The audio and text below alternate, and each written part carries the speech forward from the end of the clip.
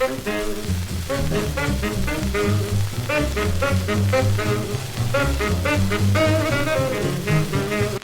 tarnation, partner. That desert heat got you down? Visit the Sunset Sarsaparilla Factory in the beautiful Mojave for an ice-cold drink that'll surely set you right. Gather up those Blue Star bottle caps and pay Old Festus a visit to earn a variety of prizes. Drink all you want, partner. No worries. Build mass with sass. The wasteland of the Fallout universe is filled with legendary characters. It always has been. One thing the bombs brought out of humanity was strength, and some clearly have more than others. Whether they lead mighty armies or simply exist based on myths and stories passed down through time, the lust of power and control fills many of the post-war population. And if you have a lust for power and control, you should consider subscribing to the channel for more Fallout content like this. With daily live streams and gaming documentaries, who could blame you? One such man who commands power and respect is the Monster of the East, the terrifying presence perk Manifest, Legate Lanius. Oftentimes seemingly more myth than man, Lanius commands the army of Caesar's Legion during the events of Fallout New Vegas, but that certainly isn't where his story starts. Standing 6 foot 11 inches and armed with an even bigger blade, Lanius would replace Joshua Graham in this coveted role after the Legion's defeat at Hoover Dam, becoming the military commander of Caesar's great army and a myth of terror to the rest of the Mojave. Regardless of fairy tales, little is actually known about Lanius before he rose to his esteemed rank amongst the Legion, with most stories about his past being contradicted by the other stories from his past, though Caesar identifies him as the greatest warrior from an Arizonian tribe, the Hydebarks. During his alleged time with the Hydebarks, Lanius would be the stopping point of the Legion's assault on his tribe, at one time taking out whole Legion patrols by himself. This would come to a head when the Legion would have the Hydebarks surrounded. Not wanting to see any more bloodshed, the Hydebark chieftain would surrender to the Legion, which plunged the future Lanius into a rage, seeing him attack his own tribesmen, killing 15 of the Hydebark warriors before he was finally subdued and rendered unconscious. When Lanius was finally awake, Caesar would visit him with an intriguing offer: a helmet, forged in iron, with a new face to substitute the one he had lost.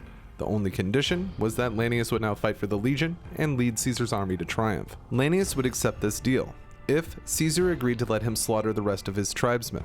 The agreement was taken. The young boys of the tribe were retained for training and indoctrination. The women and girls were made slaves, and Lanius would systematically and ruthlessly slaughter the surviving men of the Hydebarks. As I mentioned before, this story is contradicted by others. Caesar may seem trustworthy when it comes to things like the origin of one of his most celebrated legionaries.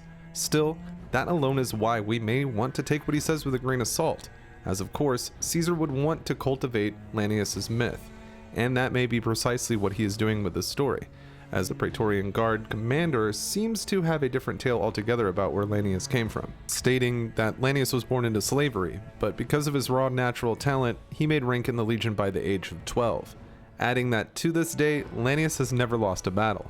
The dog handler of the Legion, Antony, mentions that it took years to take the Hydebarks. Still, he claims that the survivors were conscripted into the Legion rather than being killed by Lanius during his rage. Whatever the case may be, the myth of the Terror of the East seems to precede Lanius. It seems to add more of a veil than the actual iron mask gifted to him by Caesar, hiding the man from the legend, though Lanius is perfectly capable of showcasing violence. The legend is not lost on Lanius himself either.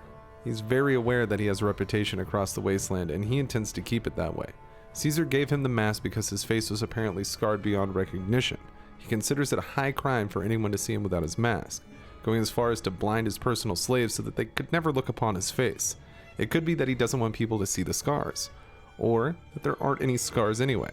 Regardless, most slaves fear him greatly, especially women. Lanius would lead the Legion's expansion to fill out the ranks of the army. Due to the failure at Hoover Dam in 2277, the numbers had faded quite a bit. He would burn through Colorado, annexing tribals and slaughtering those who put up too much of a fight. Arriving in Denver, Lanius would break the Hangdogs tribe. Dogtown, as the NCR would call it, was overrun by canines, which the Hangdogs would worship as they saw them as their spirit animal. When the Legion arrived, they were met with resistance, but Lanius would use their spirituality to his advantage and have the dogs burned alive. To the tribe, this would mean that the dogs would also burn in the afterlife. The Hangdogs would surrender to Lanius after this, with Caesar making the assimilated members into the Legion's Houndmasters, due to their keen ability to train pups. This campaign would stretch the Legion thin. Water and food became scarce, and morale began to drop as replacements would take their toll on Legion numbers, almost leading to the defeat of the army altogether. Lanius would use this as a learning experience. He may carry more strength and command more presence than most. Still, when it came to logistics, he had a lot to learn. Pushing into Utah, Lanius would add more and more tribes to the Legion ranks, with 14 of the Utah area tribes being assimilated and 5 more being wiped out completely. With the blood of many tribesmen on his hands, Lanius would set his sight to the greatest conquest of all, the NCR. If anyone was going to take Hoover Dam for the Legion, it would be Legate Lanius. According to the rest of the Legionaries, his addition to the campaign marked certain doom for the Republic. As a myth and a symbol, Lanius represents the perfect legionary. The name, meaning butcher in Latin, was given to him after being undefeated in battle. His brutality has carried its own weight across the wasteland. Caesar seems almost proud that Lanius claims to be loyal only to him and not the Legion as a whole, giving little regard for loss in Legion lives. Lanius would implement the Decimatio, or decimation ritual, executing underperforming legionaries and centurions in front of their squads and finishing off by picking every 10th member to be beaten to death in front of the audience. The myth of Lanius makes him a brutal and competent commander, with the ability to sense weakness in any army. Most of the enemies of the Legion simply look at him as a brute. Those that have seen his tactics in action cite that they are rather simple and rely on sheer strength to overcome the battle. If Lanius is inflicting more damage than he is receiving, he looks at it as a win, which some doubt the stability of when it comes to the big picture. In reality, Lanius is just a man, fueled by a significant ideological drive. War makes civilizations. It allows the strong to feed on the weak, to use them as fuel to forge forward. Whether the war is fought with brawn or words, Lanius respects those who partake, but only in victory with honor, as he tends to look down on Vulpes for his treacherous ways, and doesn't like the idea of the Omertas playing a role in the Legion's victory, as these things sully the honesty of brute strength. As things flare up for another battle at Hoover Dam, Lanius is ready. With the lessons learned from his past campaigns, he looks at the West as more of a trap than a treasure. He sees the NCR struggle to keep a hold on the area and knows the same fate awaits the Legion should they push forward.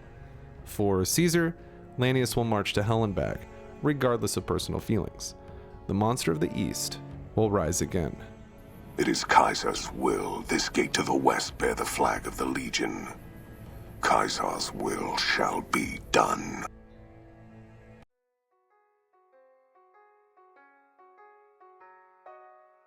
Thank you for watching my video about Legate Lanius, and if you enjoyed it, consider leaving a like and subscribing for more Fallout content. I want to thank my patrons and YouTube channel members, and a special thanks to my biggest supporters, Kim Jong-un, JP Rivera, Not Catchy, Stupendous Skellington, Hackerman, Fireflare, Broadway, Primark Mustard, Edgy, Bill Scott Sheets, Death6199, Alexander Cobb, Lord Have Mercy, Thomas, Papa Swanson, and Billy Joe Jim Bob. Thank you all so much for your continued support. I couldn't do this without you. I hope to catch you on the next one. It has been Mantis. I gotta testify. Come up in the spot looking extra fly.